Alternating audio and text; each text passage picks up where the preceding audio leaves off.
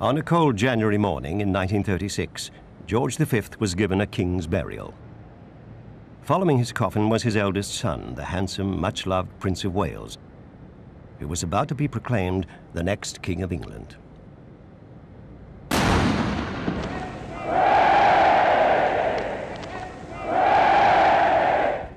Who would have dreamed that before a year had passed, the new king, Edward VIII, would throw away his crown for the sake of a woman's love?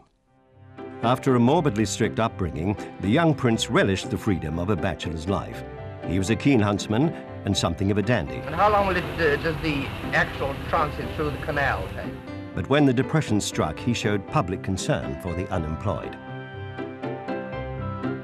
Whenever he traveled abroad, he was the perfect ambassador for the British Empire, whether it was way out west, in the halls of Academe, making light of his unearned doctorate, or simply practicing the royal wave in the great cities of the New World. He was that exceptional thing, a modern royal who was at ease in any company. Everyone expected him to shake the stuffiness out of the monarchy. But as time passed, as he sped between royal duties, people began to remark that the prince was approaching 40 and still unmarried.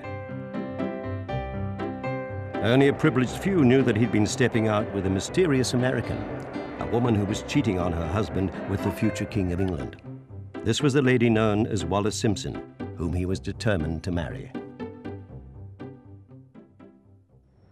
So now he was king, but no one could persuade him to give up Wallis.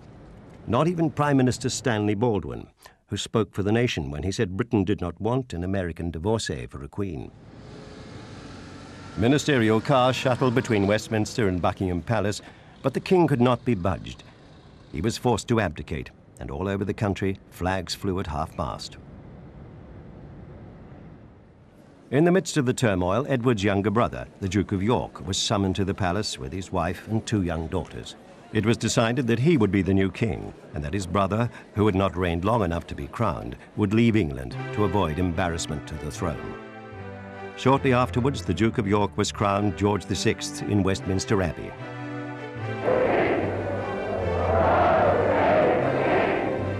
The nation jerked itself out of its state of shock and hailed the new monarch. In the summer of 1937, there was a quiet wedding in France. The couple looked a bit nervous, especially the groom, but only a year before he'd been a king.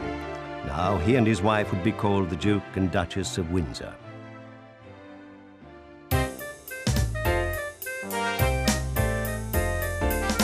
So now the man who'd given up a kingdom and the woman who'd given up 2 husbands embarked on their endless round of fun and gaiety.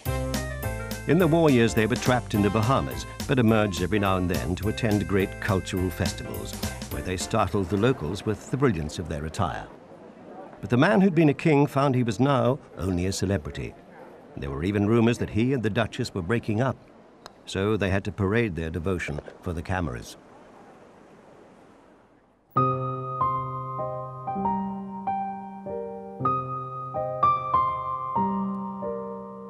It was a shock to see them looking frail and elderly, but it was now 1968, and Queen Mary, the Queen Mother, had died.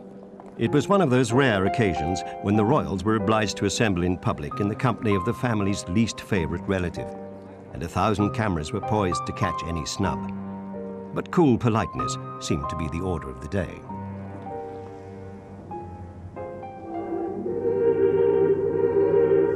Four years later, it was the nation's turn to mourn the Duke and to reflect on one man's decision to trade the crown of England for the love of Wallis, and the price they had both had to pay.